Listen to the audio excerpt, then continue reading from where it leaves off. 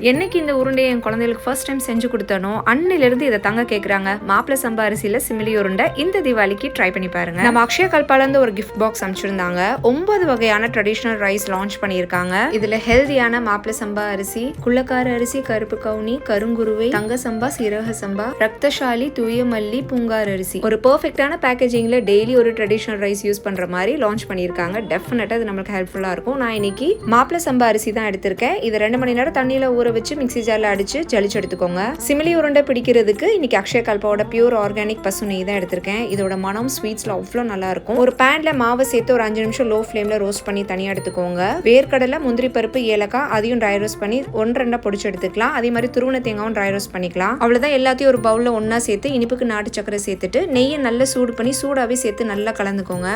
உருண்டை பிடிச்சு எடுத்தா மாப்பிள சம்பா அரிசி சிமிலி உருண்டை ரெடி. நம்ம பாரம்பரியமான மாப்பிள சம்பா அரிசியில சிமிலி உருண்டை இந்த தீபாவளிக்கு ட்ரை பண்ணி என்ஜாய் பண்ணுங்க.